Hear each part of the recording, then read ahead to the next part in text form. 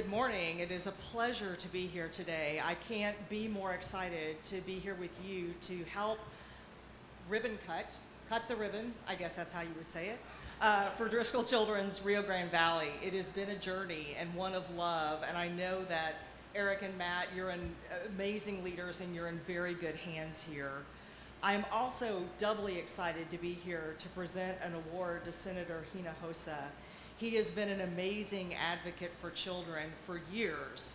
His life has really been one of service. First, the United States Marine Corps, and secondly, in his service in the House and Senate here in Texas.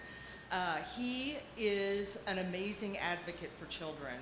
He has always focused on health care, which is amazing given the amount of things that senators have to do. You get transportation, electricity, all kinds of other things, but his focus has remained on health care, and especially health care here in the Rio Grande Valley. His legislative career is impressive, spanning more than 35 years. I think he started when he was about 20, so that works. Throughout his service to the state, Senator Hinojosa has maintained that focus on health care. He's always been focused on the need for medical providers here in the Valley. While a member of the House of Representatives, he passed legislation that established the Regional Academic Center that promotes physician training here on the border and helps ensure that your community has a pipeline of medical professionals. Since his election to the Texas Senate in 2002, he has continued his commitment to health care by authoring historic legislation that created the University of Texas Rio Grande Valley. In the most recent legislative session, Senator Hinojosa helped pass House Bill 12, which is really important. It expands Medicaid eligibility to moms for 12 months after they give birth. Before, it was only 2 months.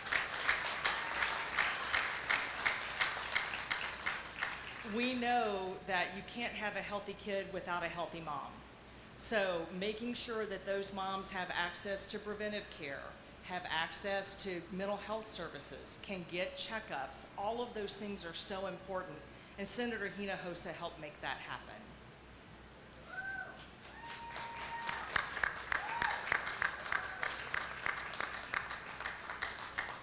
We know that we're seeing a mental health crisis in our kids, and Senator Hinojosa has really been focused on how we address that.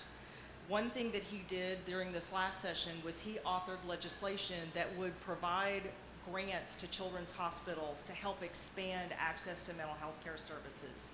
That resulted in $15 million in grants to children's hospitals to help us make sure that kids have access to the mental health services that they need.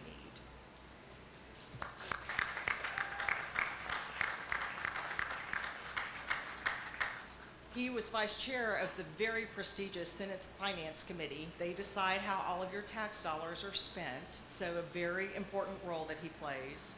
He worked on the state budget to make sure that there was $9.4 billion in mental health funding for this biennium. That funding expands community-based services, it fully funds the Texas Child Mental Health Care Consortium, and it addresses our statewide shortage of mental health care professionals. The consortium provides early intervention for children who are at risk of suicide, substance use, involvement with the juvenile justice system, or the foster care system, none of which we want.